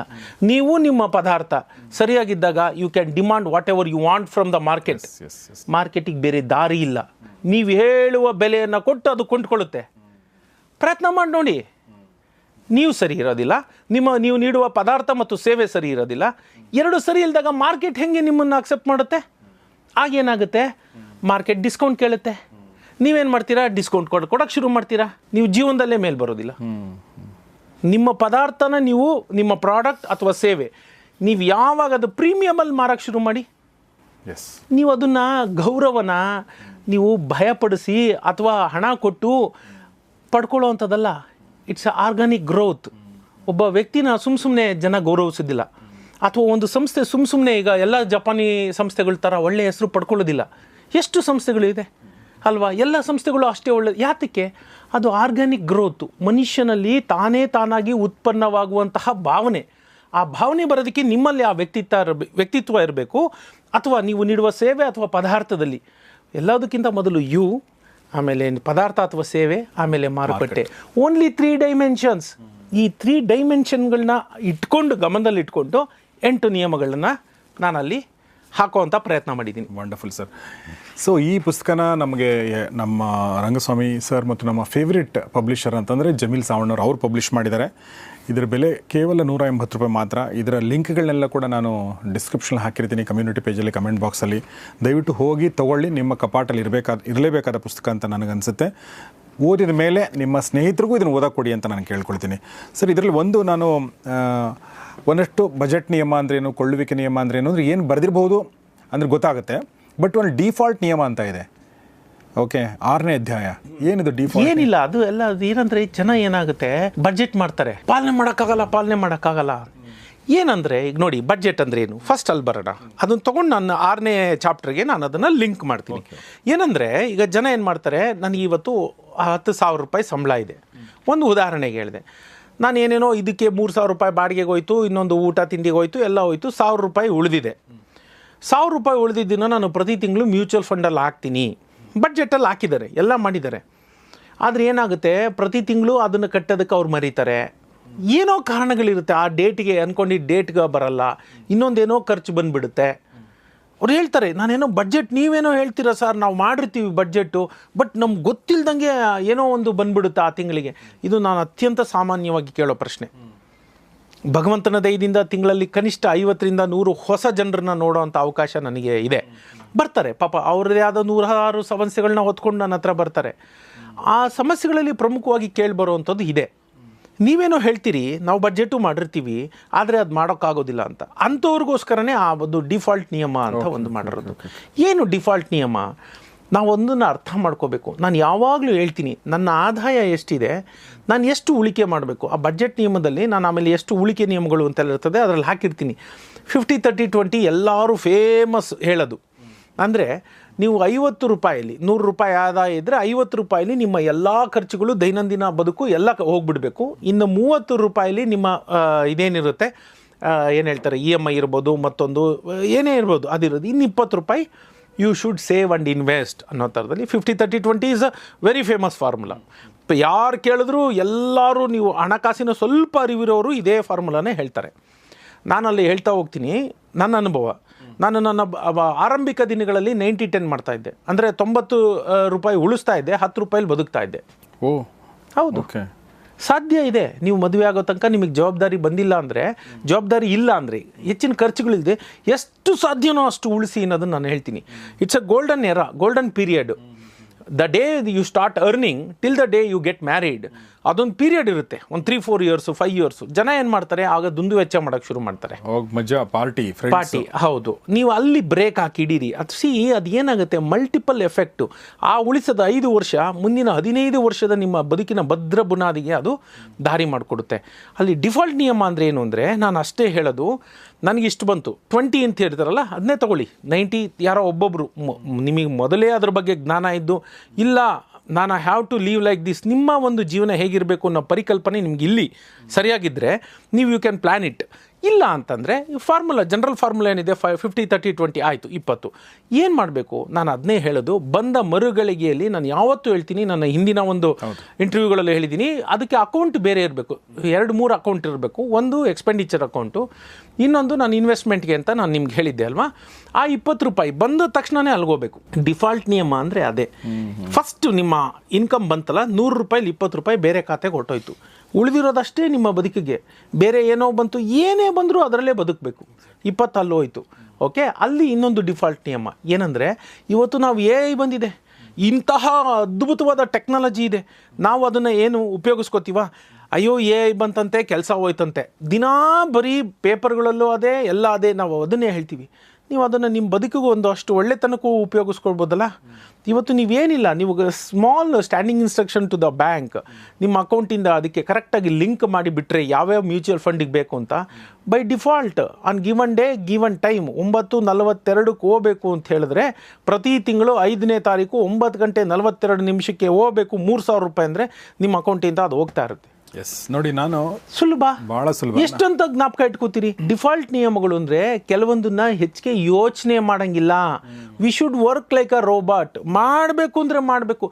ನೀವು ಕಾರಣ ಹೇಳ್ತಾ ಹೋದರೆ ಗೌರೀಶ್ ಅವರೇ, 1000 ಕಾರಣ ಕೊನೆಯೇ ಇಲ್ಲ. ಕೂತಿರ್ತೀನಿ, ನನ್ನ ಕಾಲು ಉರಿತಾ ಇದೆಯಪ್ಪ, ಇಲ್ಲೆಲ್ಲೋ ನವೆ ಆಗ್ತಿದ್ಯಪ್ಪ, ನಾನು ಅದನ್ನ ಹೇಳ್ಕೊಂಡು ಕೂತ್ಕೊಳ್ಳೋಕ್ಕಾಗುತ್ತಾ? ನೆಪ. ಎಸ್, ಅದು ಹೇಳ್ತಾ ಕೂತಷ್ಟು ನಮಗೆ ಲಾಸು. ನಂದು ಒಂದು ಅಕೌಂಟು, ಒಂದು ಸ್ಟಾಕ್ದು ಒಂದು ಅಕೌಂಟ್ ಇದೆ. ಆ ಅಕೌಂಟಲ್ಲಿ ನಾನು ಒಂದಷ್ಟು ದಿನಗಳ ಕಾಲ ಅದರಲ್ಲಿ ಇನ್ವೆಸ್ಟ್ ಮಾಡ್ತಾ ಬಂದೆ. ಆಮೇಲೆ ಸ್ವಲ್ಪ ಕಷ್ಟ ಆಯಿತು, ಏನಾಯಿತು, ಬಿಟ್ಟೆ. ಆಮೇಲೆ ಒಂದು ಸಲ ನೀವು ಸಿಕ್ಕರೆ ನನಗೆ ಇನ್ನೊಂದು ನಮ್ಮ ಅಕೌಂಟಲ್ಲಿ ನೀವು 3 ಮ್ಯೂಚುವಲ್ ಫಂಡ್ ಹೇಳಿದ್ರಿ, ಅದಕ್ಕೆ ಸ್ಟ್ಯಾಂಡಿಂಗ್ ಇನ್ಸ್ಟ್ರಕ್ಷನ್ ಕೊಟ್ಟೆ. ಈಗ ಅದು ಪ್ರತಿ ತಿಂಗಳು 10ನೇ ತಾರೀಕಿಗೆ ಅದು ಹೋಗ್ತಾ ಕಟ್ಟಾಗ್ತಾ, ಅದೇ ಡಿಫಾಲ್ಟ್ ನಿಯಮ. ನೋಡಿ, ನನಗದು ಕೆಲವೊಂದ್ಸಲ ಕಟ್ಟಾಗೋದು ಗೊತ್ತಾಗಲ್ಲ, ಕಟ್ಟಾದ್ಮೇಲೆ ಗೊತ್ತಾಗುತ್ತೆ. ನಾನು ಮುಂಚೆನೇ ಯೋಚನೆ ಮಾಡಿದರೆ ಬೇಡ ಈ ಸಲ ಇವೆಂಟ್ ಇದೆ, ಇದನ್ನು ಉಳಿಸ್ಕೊಂಬೋಣ, ಆಮೇಲೆ ಅನ್ಕೋತೀವಿ, ಆಮೇಲೆ ಆಗಲ್ಲ. ಅದು ನಾಳೆ ಅಂದರೆ ಹಾಳು, ಇವತ್ತು ಈಗ ಇಸ್ ದ ಬೆಸ್ಟ್ ಟೈಮ್. ಅಂದರೆ 100 ರೂಪಾಯಿ ಒಳಗಡೆ ಎಷ್ಟು ಉಳಿಯುತ್ತೆ ಇನ್ವೆಸ್ಟ್ ಮಾಡ್ತೀನಿ ಅಂತಲ್ಲ, 20 ರೂಪಾಯಿ ಫಸ್ಟ್ ತೆಗೆದುಬಿಡಿ, ಆಮೇಲೆ ಏನು ಉಳಿತೆ ಅದರಲ್ಲಿ ನೀವು ಏನು ಮಾಡ್ತೀರಾ ಮಾಡ್ಕೊಳ್ಳಿ ಅನ್ನೋದು. ಮತ್ತು ಅದೂ ಅಷ್ಟೇ, ಎಲ್ಲವುದು ಪ್ರತಿಯೊಂದು ಯಾವ್ಯಾವುದಕ್ಕೆ ಅಂತ ನೀವು ಲಿಂಕ್ ಮಾಡಿದರೆ, ನಿಮ್ಮ ಯಾವುದೇ ರೀತಿಯ ಇಂಟರ್ವೆನ್ಷನ್ ಇಲ್ಲದೆ, ಅಂದರೆ ನೀವಿಲ್ಲದೆಯೂ, ನಿಮ್ಮ ಗಮನ ಅದರ ಕಡೆಗೆ ಇಲ್ಲದೆಯೂ, ಅದು ತನ್ನ ಪಾಡಿಗೆ ತಾನು ಆಟೋಮೇಟೆಡ್ ಆಗಿರಬೇಕು, ತನ್ನ ಪಾಡಿಗೆ ತಾನು ಕೆಲಸ ಮಾಡ್ಕೊಳ್ತಾ ಹೋಗ್ತಾ ಇರಬೇಕು. ಅದೇ ಡಿಫಾಲ್ಟ್ ನಿಯಮ. ಸರ್, ಒಂದು ನನಗೆ ಇದರಲ್ಲಿ ಭಾಳ ಡಿಫಿಕಲ್ಟ್ ಅನಿಸುವಂಥದ್ದು, ನನಗೂ ಪರ್ಸ್ನಲಿ ಡಿಫಿಕಲ್ಟ್ ಗೊತ್ತಿಲ್ಲ, ಟು ಸಮ್ ಎಕ್ಸ್ಟೆಂಟ್ ಇರ್ಬೋದು, ಅದು ತುಂಬ ಜನಕ್ಕೆ ಡಿಫಿಕಲ್ಟ್ ಅನಿಸುವಂಥದ್ದು ಯಾವುದು ಅಂದರೆ ಸರಳ ಜೀವನ ನಿಯಮ. ನಾವೆಲ್ಲ ಅಂದರೆ ಯಾವ ಧಾವಂತಕ್ಕೆ ಬಿದ್ದಿದ್ದೀವಿ ಅಂತಂದರೆ, ಇದೇ ಥರದ ಕಾರು, ಇದೇ ಥರದ ಮನೆ, ಇದೇ ಥರದ್ದು ಸೋಫಾ ಸೆಟ್ಟು, ಇದೇ ಥರದ್ದು ಅನ್ನೋ ಥರದ್ದೊಂದು ಬಂದುಬಿಟ್ಟಿದ್ದೀವಿ. ಅದು ಬಹುಶಃ ಬಡತನದಿಂದ ಬಂದಿರೋದ್ರಿಂದ, ನೀವು ಬಡತನದಿಂದ ಬಂದಿರಿ ಹಂಗೆ ನೋಡಿದರೆ, ಓಕೆ, ಅವತ್ತು ನಮಗಿಂತ ಹೆಚ್ಚು ಕಷ್ಟ ನೀವು ನೋಡಿದಿರಿ. ಬಟ್ ಒಂದು ಸ್ವಲ್ಪ ಎಲ್ಲೋ ಒಂದು ಕಡೆ ಶೋ ಆಫ್ ತನದ್ದು ಬಂದ್ಬಿಟ್ಟಿದೆ, ಕಂಪೇರ್ ಮಾಡುವಂಥದ್ದು ಬಂದ್ಬಿಟ್ಟಿದೆ. ಸೊ ಇದು ಇದೆಯಲ್ಲ, ಇದು ಅಂದರೆ ನಾವು ಹೇಳಿದ್ರು ಕೂಡ ಕೆಲವೊಂದ್ಸಲ ನಮ್ಮ ಮನೇಲಿ ಇಲ್ಲ ಬೇಡ ಅದೇ ಬೇಕು ಅಂತ ಅನ್ಬೋದು, ಅಥವಾ ನಾನು ಅನ್ಬೋದು ಇಲ್ಲ ಇದೇ ಕಾರ್ ಬೇಕು ನನಗಂತ ಅನಿಸ್ಬೋದು. ಈ ಥರ ನಾವು ತಪ್ಪು ಮಾಡ್ತೀವಿ, ಮನೆಯವರು ತಪ್ಪು ಮಾಡ್ತಾರೆ. ಇದು ಇಟ್ಸ್ ವೆರಿ ಡಿಫಿಕಲ್ಟ್. ಏನಿಲ್ಲ ಗೌರೀಶ್ವರೇ, ಇದು ಮನಸ್ಥಿತಿ. 2030ನೇ ಇಸ್ವಿ ವೇಳೆಗೆ AI ಬರ್ತದೆ. ಬಹಳಷ್ಟು ಬದಲಾವಣೆಯನ್ನು ನಾವು ಊಹೆ ಮಾಡ್ಕೊಳ್ಳೋಕ್ಕೂ ಆಗದಂತಹ ಬದಲಾವಣೆಯನ್ನು ಅದು ನಮ್ಮೆಲ್ಲರ ಜೀವನದಲ್ಲಿ ತರುತ್ತೆ. ಆದರೂ ನಾವು ಕಲ್ತಿರುವ ಎಲ್ಲ ಸ್ಕಿಲ್ ಸೆಟ್, ಎಲ್ಲ ಕೌಶಲ್ಯಗಳನ್ನು ಬದಲಿಸುವ ಶಕ್ತಿ ಅಥವಾ ರಿಪ್ಲೇಸ್ ಮಾಡುವ ಶಕ್ತಿ ಅದಕ್ಕಿದೆ. ಅದಕ್ಕೆ ರಿಪ್ಲೇಸ್ ಮಾಡೋಕ್ಕಾಗದೇ ಇರುವಂತಹ ಒಂದೇ ಒಂದು ಅಂಶ ಏನು ಗೊತ್ತಾ? ಮನಸ್ಥಿತಿ, ನಮ್ಮ ಮನಸ್ಥಿತಿ. AI ಎಷ್ಟೇ ಉನ್ನತ ಮಟ್ಟದ AI ಬಂದ್ರೂ ನಮ್ಮ ಮನಸ್ಥಿತಿ ಇದೆಯಲ್ಲ ಅದನ್ನು ಬದಲಾಯಿಸೋಕ್ಕೆ ಸಾಧ್ಯ ಇಲ್ಲ. ಹೀಗಾಗಿ ನಮ್ಮ ಅತ್ಯಂತ ಪ್ರಬಲವಾದ ಅಸ್ತ್ರ ಮುಂದಿನ 5 ವರ್ಷಗಳಲ್ಲಿ ಯಾವುದಾದ್ರೂ ಇದ್ದರೆ ಅದು ನಮ್ಮ ಮನಸ್ಥಿತಿ. ಇವತ್ತಿಗೆ ನಿಮಗೆ ಅದು ಅಯ್ಯೋ ಇದೇನು ಹಿಂಗೆಲ್ಲ ಹೇಳ್ತಾರೆ, ಮುಂದಿನ 5 ವರ್ಷದ ನಂತರ ಗಾಡ್ ವಿಲ್ಲಿಂಗ್ ನಾವಿಬ್ಬರು ಇಲ್ಲೇ ಕೂತ್ಕೊಂಡು ಇದೇ ರೀತಿ ಅದ್ರ ಬಗ್ಗೆ ಮಾತಾಡೋಣ. ಇದೇ ವಿಡಿಯೋ ಸಾಕ್ಷಿಯಾಗಿರಲಿ. ಮನಸ್ಥಿತಿ, ನಾನು ಸದಾ ಹೇಳ್ತೀನಿ, ಮನಸ್ಥಿತಿ ಮೈಂಡ್ ಸೆಟ್. ನೀವು ಮೈಂಡ್ ಸೆಟ್ ಮಾಡ್ಕೊಂಡ್ಬಿಡಿ. ಒಂದು ಸಣ್ಣ ಉದಾಹರಣೆ ಹೇಳ್ತೀನಿ. ನನ್ನ ಪುಣ್ಯಕ್ಕೆ ನನ್ನ ಮಾವ TR ಅನಂತರಾಮ್ ಅವರು ಸಿಕ್ಕಿದ್ರು, ಡಾಕ್ಟರ್ TR ಅನಂತರಾಮ್ ಅವರು. ನಾನು ಹೇಳಿದೆ ನಂಗೆ ಸರಳವಾಗಿ ಮದುವೆ ಆಗಬೇಕು. ನನ್ನ ಇನ್ನೊಬ್ಬರು ಮಾವ ಇದ್ದಾರೆ, ಸೋದರ ಮಾವ, ನಮ್ಮ ಅಮ್ಮನ ಅಣ್ಣ. ನಾನು 150 ಜನಕ್ಕಾರೋ ಕರಿತೀನಿ, ನಾನು ರಿಸೆಪ್ಷನ್ ಮಾಡ್ತೀನಿ, ಊಟ ಹಾಕ್ತೀನಿ. ನಾನು ಅವ್ರಿಗೆ ಒಂದೇ ಮಾತು ಹೇಳಿದೆ, ಮಾವ ನನ್ನ ಹತ್ರ ದುಡ್ಡಿಲ್ಲ ಅಂತಲ್ಲ, ಅಷ್ಟೊತ್ತಿಗಾಗಲೇ ನಾನು ಸಾಕಷ್ಟು ಉನ್ನತವಾದ ಜೀವನ ನನಗೆ ಭಗವಂತ ಕರುಣಿಸಿದ್ದ.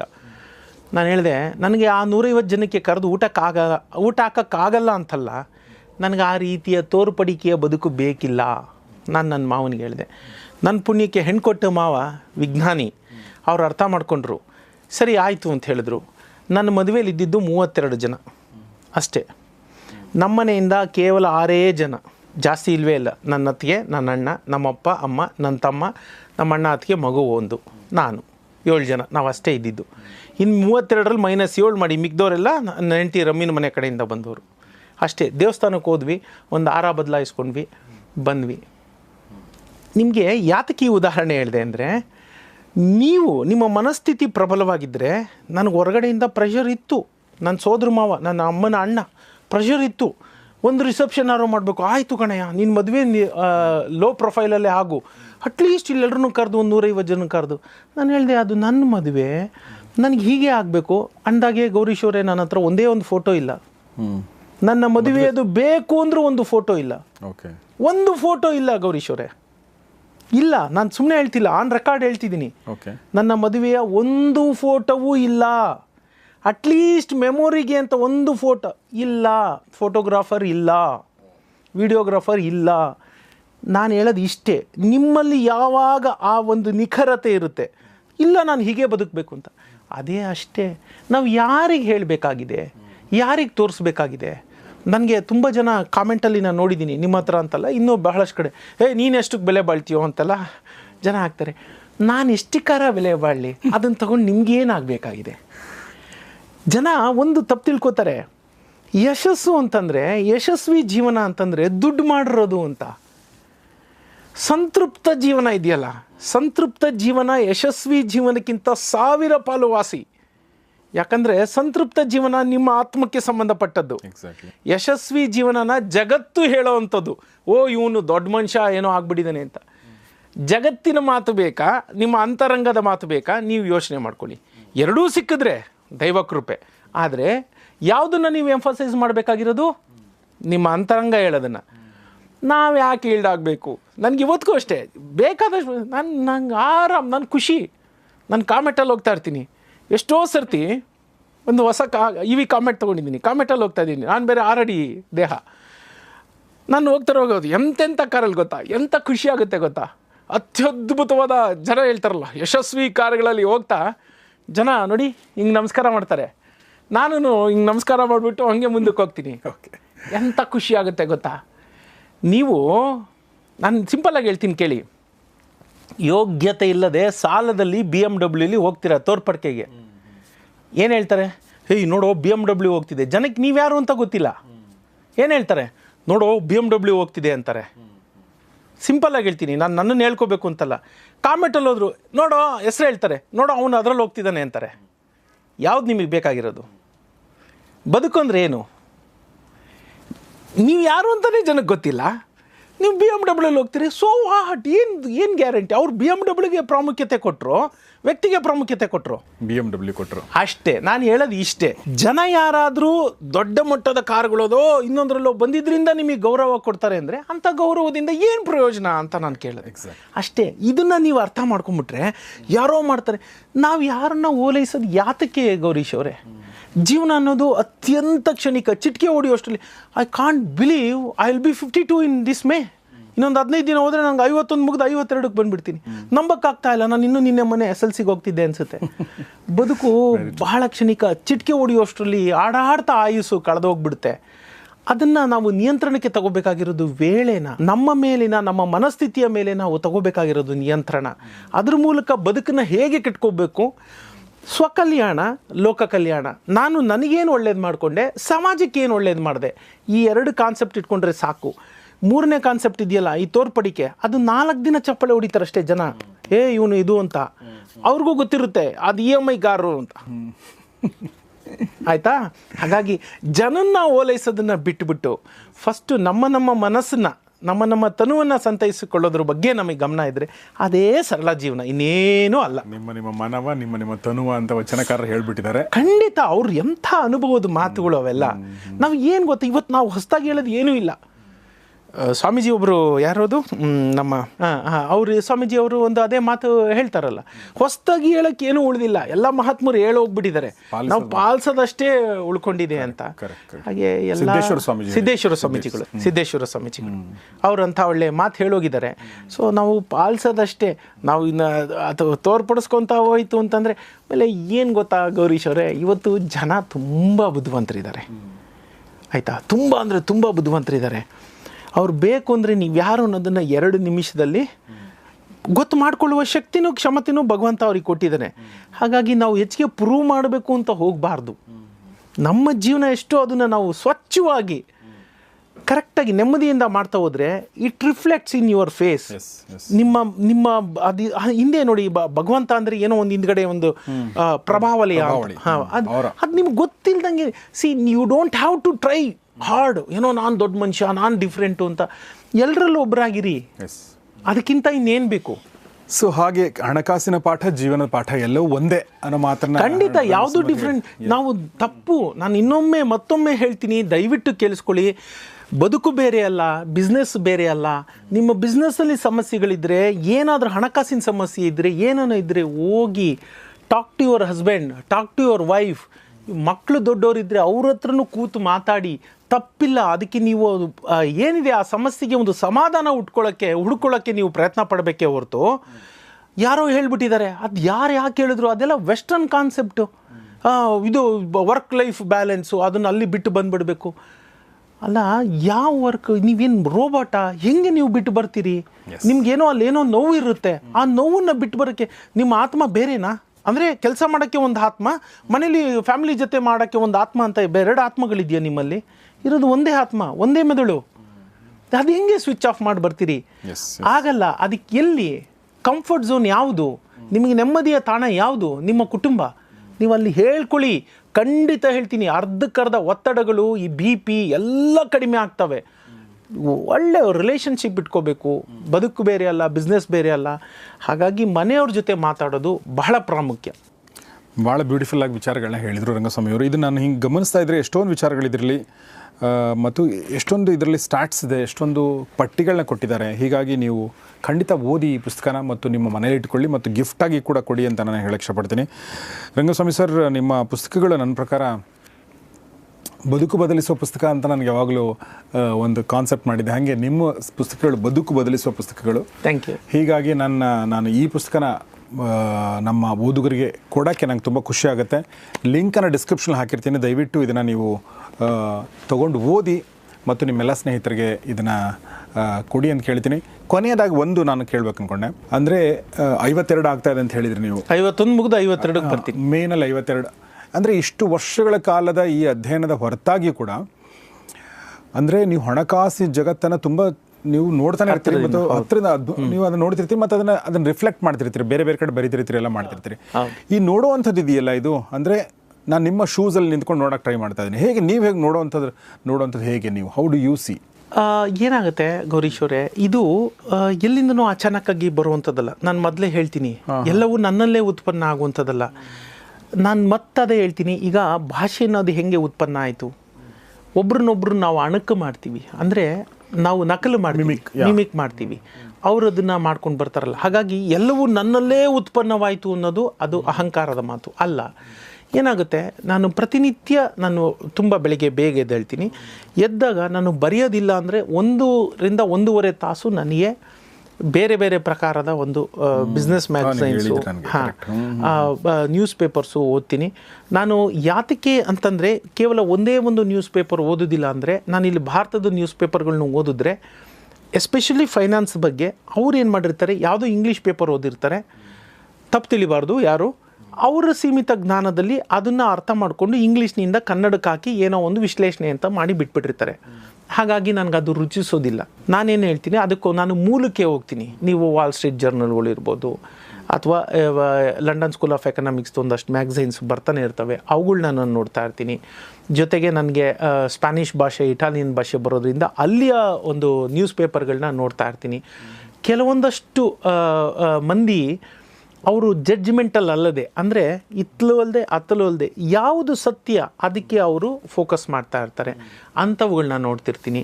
ಅದ್ರ ಜೊತೆಗೆ ಈ ಅಂಕಿ ಅಂಶಗಳನ್ನ ಯಾರೇ ಬರೆದಿದ್ರು, ಯಾವುದೇ ಪೇಪರ್ ಬರೆದಿದ್ರು ನಾನು ನಂಬೋದಿಲ್ಲ.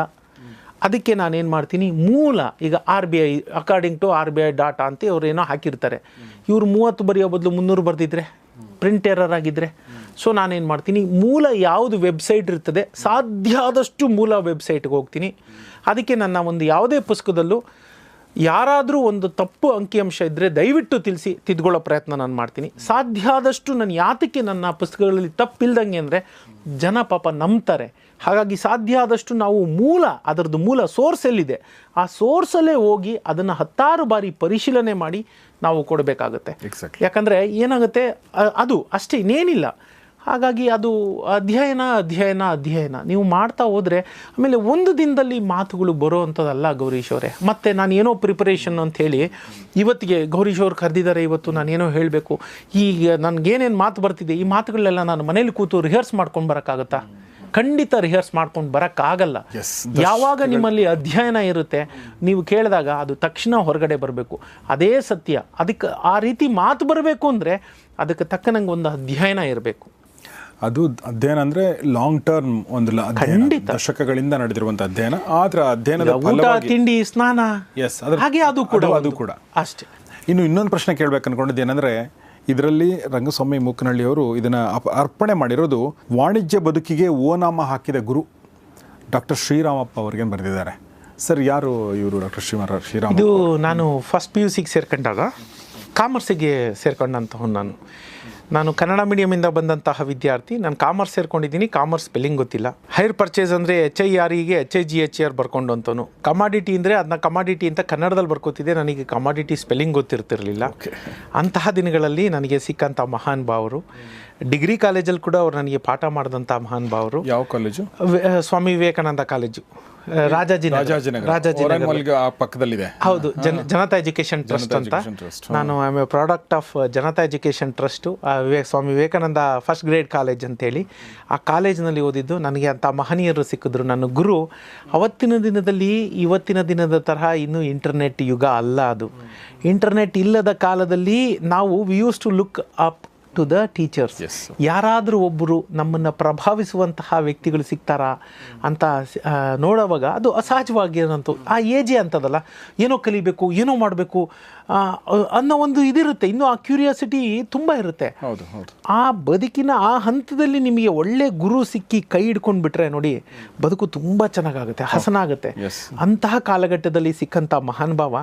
ಅವತ್ತಿಗೆ ಡಾಕ್ಟರ್ ಆಗಿರಲಿಲ್ಲ, ಶ್ರೀರಾಮಪ್ಪ ಆಗಿದ್ದರು. ಇವತ್ತಿಗೆ ಅವರು PhDನೂ ಮಾಡಿ ಡಾಕ್ಟರ್ ಶ್ರೀರಾಮಪ್ಪ ಆಗಿದ್ದಾರೆ. ಆಗಿದ್ದಾರೆ. ಅಲ್ಲಿಗೆ ಆ ವಿವೇಕಾನಂದ ಫಸ್ಟ್ ಗ್ರೇಡ್ ಕಾಲೇಜ್ಗೆ ಪ್ರಿನ್ಸಿಪಲ್ ಆಗಿ ಈಗ ನಿವೃತ್ತಿ ಹೊಂದಿದ್ದಾರೆ.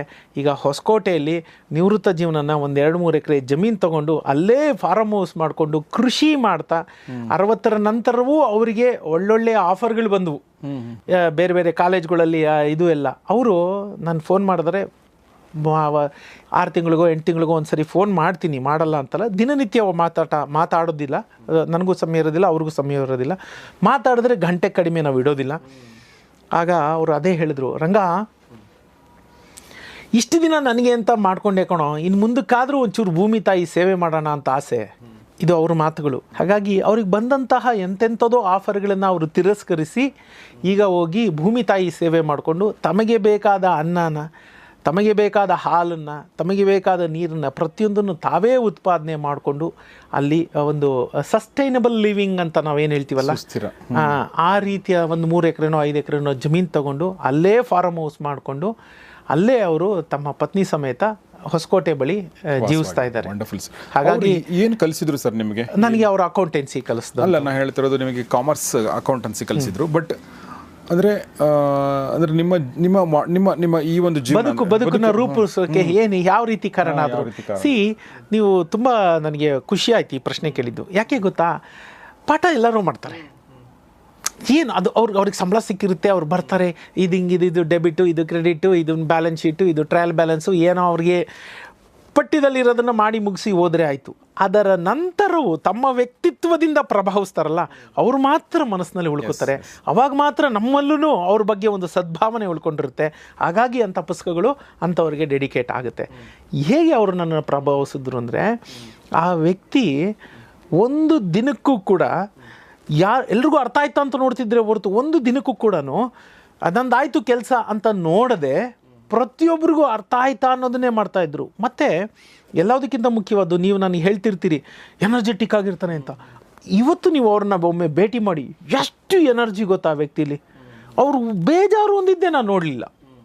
ಬೇರೆ ಯಾರ್ಯಾರೋ ಏನೇನೋ ನನಗೆ ಅದು ಸಿಕ್ಕಲಿಲ್ಲ, ಇದು ಸಿಕ್ಕಲಿಲ್ಲ. ಅವರು ಹೊಸಕೋಟೆಯಿಂದ ದಿನ ಟ್ರಾವೆಲ್ ಮಾಡೋರು, ಅವತ್ತಿನ ದಿನದಲ್ಲೂ. ಅವ್ರು ಮೂಲತಃ ಹೊಸಕೋಟೆಯವರು. ಅಲ್ಲಿಂದ ಪ್ರತಿದಿನ ಟ್ರಾವೆಲ್ ಮಾಡೋರು. ಒಂದು ದಿನಕ್ಕೂ ಅವರು ಗೊಣಗಾಡಿದ್ದ ನೋಡಿಲ್ಲ, ಟ್ರಾಫಿಕ್ ಒಂದಿದ್ದು ನೋಡಿಲ್ಲ. ನಾನು ಬೆಳಗ್ಗೆ ಬೇಗ ಎದ್ದೇಳಬೇಕು ಅಂದಾಗೆ ನಿಮ್ಗೆ ಗೊತ್ತಿರಲಿ, ನಮ್ಮದೆಲ್ಲ ಬೆಳಗಿನ ಕಾಲೇಜು, 8 ಗಂಟೆಗೆ ಸ್ಟಾರ್ಟ್ ಆಗ್ತಿದ್ದಂಥ ಕಾಲೇಜುಗಳು. ಪ್ರತಿದಿನ ಹೊಸಕೋಟೆಯಿಂದ ಓಡಾಡ್ತಿದ್ದಂತಹ ವ್ಯಕ್ತಿ. ಇದ್ರ ಜೊತೆಗೆ ಯಾವಾಗಲೇ ಆಯಿತು, ಏನೇ ಆಯಿತು, ನಿಮಗೆ ಗೊತ್ತಿಲ್ಲ ಅಂದರೆ ಕೂಡಿಸ್ಕೊಂಡು ವೇಳೆಯ ಮುಖ ನೋಡದೆ ನಿಮ್ಗೆ ಅದು ಅರ್ಥ ಆಗೋ ತನಕ ನಿಮ್ಗೆ ಅರ್ಥ ಮಾಡಿಸ್ದೆ ಅವ್ರು ಹೋಗ್ತಾನೆ ಇರಲಿಲ್ಲ. ಕಾಲೇಜಲ್ಲಿ ಪಾಠ ಮಾಡಿದ್ದಾರೆ, ಅವ್ರಿಗೇನು ತಿರ್ಗಾ ಸ್ಪೆಷಲಾಗಿ ನಿಮ್ಮನ್ನು ಸ್ಟಾಫ್ ರೂಮಲ್ಲಿ ಕೂತ್ಕೊಂಡು ನಿಮ್ಗೆ ಹೇಳ್ಕೊಡ್ಬೇಕು ಅನ್ನೋ ಯಾವ ಒಂದು ಇದು ಇಲ್ಲ. ಇದರ ಹೊರತಾಗಿಯೂ ಬಂದರು ನಮ್ಮ ಮನೆಗೆ ಹೊಸಕೋಟೆಗೆ ಒಂದ್ಸರಿ. ನಾವಿನ್ನೂ ಏನೂ ಅಲ್ಲದ ಹುಡುಗರು. ಐ ಸ್ಟಿಲ್ ರಿಮೆಂಬರ್, ಅವ್ರು ನನ್ನ ಮನೆಗೆ ಕರೆದಿದ್ರು. ನಾವೊಂದು 4-5 ಜನ ಸ್ನೇಹಿತರು ಅವ್ರ ಮನೆಗೆ ಹೋಗಿದ್ವಿ. ಮನೆಗೆ ಹೋಗಿ ಅಲ್ಲಿ ಅವ್ರು ಏನು ಮಾಡಬೇಕು ಅಂತ ನಮಗೆಲ್ರಿಗೂ ಅಡುಗೆ ಮಾಡಿ ಊಟ ಬಡಿಸಿ ಸಂತೋಷ ಪಟ್ಟಿದ್ರು. ಸೊ ಅದು ಕೆಲವೊಂದು ಅದೇನಾಗುತ್ತೆ, ಕೇವಲ ಅದೊಂದು ಕಮರ್ಷಿಯಲ್ ರಿಲೇಷನ್ಶಿಪ್ ಅಲ್ಲದೆ ಅದನ್ನು ಹೊರತಾದ ಒಂದು ರಿಲೇಷನ್ಶಿಪ್ನ ಅವ್ರು ಮಾಡಬೇಕು ಅಂತ ಇರಲಿಲ್ಲ. ಅವ್ರಿಗೇನು ಅದನ್ನು ಮಾಡಬೇಕು ಅಂತಿಲ್ಲ, ಯಾವುದೇನು ಆಬ್ಲಿಗೇಷನ್ ಇಲ್ಲ. ಅಂದರೆ ನನ್ನೊಬ್ಬನ್ನ ಅಂತಲ್ಲ, ಎಲ್ಲರೂ ಅಷ್ಟೇ ಸಮಭಾವದಿಂದ ಸಮಪ್ರೀತಿಯಿಂದ ಕಾಣ್ತಿದ್ದಂತಹ ವ್ಯಕ್ತಿ. ಇನ್ನೊಂದು ನನಗೆ ಅವ್ರ ಬಗ್ಗೆ ಇರೋದೇ ಅಂತಂದರೆ, ಇದು ಕಾಲೇಜು ಹೊರತುಪಡಿಸಿ ಕಾಲೇಜಿನಿಂದ ಹೊರಟಂಥ ಟ್ರಿಪ್ ಅಲ್ಲ. ನಾವು ಫೈನಲ್ BComಲ್ಲಿದ್ದಾಗ ನಾವೆಲ್ಲ ಒಂದು 15-20 ದಿನ ಒಂದು ಇಡೀ ಕರ್ನಾಟಕದ ಎಲ್ಲ ದೇವಸ್ಥಾನಗಳನ್ನು ಒಂದು ಟೆಂಪಲ್ ರನ್ ಒಂದು ಮಾಡ್ಕೊಂಬಂದ್ವಿ. ಒಂದು ಮೆಟಡಾರ್ ಮಾಡಿ ಒಂದು 13-14 ಜನ ನಾವು ಹುಡುಗರಿದ್ವಿ. ಈ ವಾಲಂಟಿಯರ್ಡ್ ಅವ್ರು ನಮ್ಮ ಜೊತೆ ಬಂದರು. ಒಬ್ಬರೇ ಗುರು ನಮ್ಮ ಜೊತೆ ಇದ್ದಿದ್ದು, ನಾವು ಇನ್ನು ಮಿಕ್ಕಿದ ಎಲ್ಲರೂ ಹುಡುಗರು. ಆ ಫೋಟೋಗಳಿದೆ ನನ್ನ ಹತ್ರ, ಇವತ್ತಿಗೂ ಕಾದಿಟ್ಕೊಂಡಿದ್ದೀನಿ. ಆ ಫೋಟೋ ತೋರಿಸ್ಬಿಟ್ರೆ ನಾನು ಸಾಧ್ಯ ಆದರೆ ಕಳಿಸ್ಕೊಡ್ತೀನಿ, ನೀವು ಇಲ್ಲಿ ಇದನ್ನು ಹಾಕ್ಬೋದು. ನೀವು ಆಶ್ಚರ್ಯ ಪಡ್ತೀರಿ, ಸ್ಟೂಡೆಂಟ್ ಯಾರು, ಮೇಸ್ಟ್ರು ಯಾರು, ಇವರೇನಾ ಮೇಸ್ಟ್ರು, ಅವರು ಸ್ಟೂಡೆಂಟ್ ಅಂದರೆ ಈ ಸೋ ಹೆಂಗೆ. ಮೇ ಬಿ ಈಗ ನನಗಿನ್ನ ಇನ್ನೊಂದು ಈಗ ಒಂದು ಅವ್ರು ರಿಟೈರ್ಡ್ ಆಗಿದೆ, ಅವ್ರು 63-64 ಇದ್ದಾರೆ. ನನಗಿನ್ನ ಒಂದು 12-13 ವರ್ಷ 14 ವರ್ಷ ದೊಡ್ಡವರಿದ್ದಾರೆ. ಬಟ್ ಅಂತಹ ವ್ಯಕ್ತಿತ್ವ ಅದು ಯಾವತ್ತೂ ಅಷ್ಟೇ.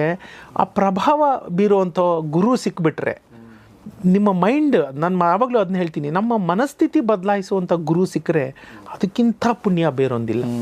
ಸೊ ನಿಮ್ಮ ಮನಸ್ಥಿತಿ ಬದಲಾಯಿಸಿರೋ ವ್ಯಕ್ತಿಗಳಲ್ಲಿ ಇವರು ಕೂಡ ಒಬ್ಬರು. ಆಮೇಲೆ ಇನ್ನೂ ಒಂದು ಅವ್ರ ಜೊತೆಗಿನ ಒಂದು ಅನುಭವನ ನಿಮಗೆ ಹೇಳಲೇಬೇಕು. ನನಗೆ ಅವತ್ತಿನ ದಿನದಲ್ಲೂ ಜೋಬಲ್ ನಯಾ ಪೈಸಾ ಇರ್ತಿರ್ಲಿಲ್ಲ. ಓಕೆ. ಬಡತನ ನಿಮಗೆ ಗೊತ್ತಿದೆ ನನ್ನ ಬಗ್ಗೆ. ಬಡತನ ಅಂದರೆ ಏನಂದರೆ ನಾನು ಬಸ್ ಪಾಸ್ ಮಾಡ್ಸೋಕ್ಕೆ ಮುಂಚೆ ಪೀಣ್ಯದಿಂದ ವಿವೇಕಾನಂದ ಕಾಲೇಜಿಗೆ 14 ಕಿಲೋಮೀಟ್ರು. ನಾನು ಐ ಯೂಸ್ ಟು ವಾಕ್. ಎಲ್ಲಿ ದುಡ್ಡು ಇರ್ತಿರ್ಲಿ, ಇನ್ನೇನು ಮಾಡೋದು? ಬೆಳಗ್ಗೆನೇ 1:30 ಗಂಟೆ 2 ಗಂಟೆ ಮುಂಚೆ ಏನು 1 ಗಂಟೆಗೆ 6ರಿಂದ 7 ಕಿಲೋಮೀಟ್ರ್ ನಡಿಬೋದು ಅಷ್ಟೇ. ನೀವು ಯಾರಿಗೋ ಅಲ್ಲಿ ಕೈ ಅಡ್ಡ ಹಾಕೋದು, ಯಾರೋ ಒಂದು ಕರ್ಕೊಂಬಂದು ಬಿಡ್ತಾರೆ ಆ ಸ್ಕೂಟ್ರಲ್ಲೋ ಇದರಲ್ಲೋ ಹೋಗ್ತಿರೋರು, ಯಾರ್ಯಾರು ಎಲ್ಲೆಲ್ಲಿ ತನಕ ಕೊಡ್ತಾರೋ, ಆಮೇಲೆ ನಡೀತಾ ಇರೋದು. ಅಲ್ಲೇ ನಿಂತ್ಕೊಂಡು ಕಾಯಕ್ಕಾಗಲ್ವಲ್ಲ, ಡ್ರಾಪ್ ಕೊಡ್ತಾರೆ ಅಂತ. ಸೊ ಈಗ 1-1.5 ತಾಸು ಮುಂಚೆ ಮನೆ ಬಿಟ್ಟಿರ್ತಿದ್ದೆ, ಯಾರೋ ಒಂದಷ್ಟು ಕೊಟ್ಟರು ಇಲ್ಲಾಂದರೆ ನಡೀತಾ ಇದ್ದಿದ್ದೆ. ಹಾಗೆ ಆಗೋದು. ಮೆಜಾರಿಟಿ ಒಂದು 7-8 ಕಿಲೋಮೀಟ್ರ್ ಹೊತ್ತು ನಡೆದಿರ್ತಿದ್ದೀನಿ. ಒಂದು 6-7 ಕಿಲೋಮೀಟ್ರ್ ಸಿಕ್ಕಿದ್ರೆ ಸಿಕ್ತು, ಇಲ್ದಿದ್ರಿಲ್ಲ ಒಂದೊಂದು ದಿನ. ಸೊ ಈ ಥರ ಅದು 50 ಪೈಸೆ ಉಳಿದ್ರೆ ಕಡಲೆ ಬೀಜ ದಾರಿಯಲ್ಲಿ ತಿನ್ಕೊಂಡು ಹೋಗ್ತಾ ಇದ್ದೆ ಅಂತಹ ದಿನ. ಆದರೆ ಕನಸಿಗೆ ಏನು ಕಡಿಮೆ ಇರಲಿ, ಜೋಬು ತೂತು, ಜೋಬಲ್ಲಿ ಏನು ಕಿಸೆಯಲ್ಲಿ ಕಾಸಿರಲಿಲ್ಲ. ಆದರೆ ಕನಸು ಮಾತ್ರ ಕಣ್ಣಲ್ಲಿ ಅಗಾಧವಾಗಿತ್ತು. ಅವರ ಬಳಿ ಹೋಗಿ ನಾನು ಈ ರೀತಿ ಮಾಡ್ತೀನಿ, ಆ ರೀತಿ ಮಾಡ್ತೀನಿ, ಒಂದು ದಿನನೂ ಅವರು ಬೇಸರ ಮಾಡ್ಕೊತಿರ್ಲಿಲ್ಲ. ಹೌದೌದೌದು, ನಾನು ಈ ರೀತಿ ಹಾಕ್ತೀನಿ, ಇವತ್ತು ಆಗಬಹುದಾದ ಇವತ್ತಿನ ಈ ದಿನಗಳನ್ನು ಅವತ್ತೇ ಊಹಿಸ್ಕೊಂಡು ನಾನು ಅವ್ರ ಹತ್ರ ಡಿಸ್ಕಸ್ ಮಾಡಿದ್ದಿದ್ದೆ. ನೀವು ಅವರನ್ನು ಕೇಳ್ಬೋದು. ಹೌದು, ಇದನ್ನು ನಾನು ರೆಕಾರ್ಡ್ ಹೇಳ್ತಾ ಇದ್ದೀನಿ. ನಾನು ಏನೇನೋ ಊಹೆ ಮಾಡಿಕೊಂಡು ಹಾಗೆ ಹೀಗೆ. ಒಂದಿನ ಅವರು ನನ್ನ ಕರೆದ್ರು, ರಂಗ ನೀನು ಇಷ್ಟೆಲ್ಲ ಮಾತಾಡ್ತೀಯ, ನಾನು ಎಲ್ಲ ಒಪ್ಕೊತೀನಿ, ನಾನು ಯಾವುದು ಡಿಸ್ಕರೇಜ್ ಮಾಡೋಕ್ಕೆ ಹೇಳ್ತಾ ಇಲ್ಲ. 140 kg ಇದೆಯಲ್ಲಯ್ಯ, ನಾನು 140 kg ಇದ್ದಂಥ ಆಳು. ಫಸ್ಟು ನಿನ್ನ ದೇಹನ ಕರಗಿಸಯ್ಯ, ಮೊದಲು ನೀನು ಸರಿಯಾಗಯ್ಯ, ಆಮೇಲೆ ಜಗತ್ತಿನ ಬಗ್ಗೆ ಯೋಚನೆ ಮಾಡೋಣ ಅಂದರು. ಒಂದೇ ವರ್ಷ ನಾನು ತೊಗೊಂಡಿದ್ದು. 1 ವರ್ಷ ಬಿಟ್ಟು ನಾನು ಅವರ ಬಳಿ ಹೋದೆ, ನಿಂತೆ. ಏನೋ ರಂಗ ನೀನು ಗುರ್ತೆ ಸಿಗ್ತಿಲ್ಲ ಅಂತಂದರು. ನಾನು 43-44 kg ದೇಹದಿಂದ ತೆಗೆದು ಅವ್ರ ಮುಂದೆ ನಿಂತಿದ್ದೆ. ಆಮೇಲೆ ಅವ್ರಿಗೆ ಹೇಳಿದೆ, sir thank you so much for changing my life. ನೀವು ಹೇಳಿದ್ರಿ ನೀನು ಬದಲಾಗದೆ ಜಗತ್ತನ್ನೇ ಬದಲಾಯಿಸ್ತೀಯ. ಒಂದೇ ಹೇಳಿದ್ದು, ಬದುಕು ಬದಲಾಯಿಸಬಲ್ಲಂತಹ ಒಂದು ವಾಕ್ಯ. ನಾವು ಬದಲಾಗದೆ ನಾವು ವ್ಯವಸ್ಥೆಯನ್ನು, ಸಮಾಜವನ್ನು ಬದಲಾಯಿಸೋಕ್ಕೆ ಹೇಗೆ ಸಾಧ್ಯ? ಇದು ಅವರು ನನಗೆ ಕೇಳಿದ ಪ್ರಶ್ನೆ. ನೀನಿಷ್ಟೆಲ್ಲ ಮಾತಾಡ್ತೀಯಲ್ಲ, ನೀನು ಮೊದಲು ಬದಲಾಗಿ ತೋರಿಸು ಅಂತ. I took it as a challenge.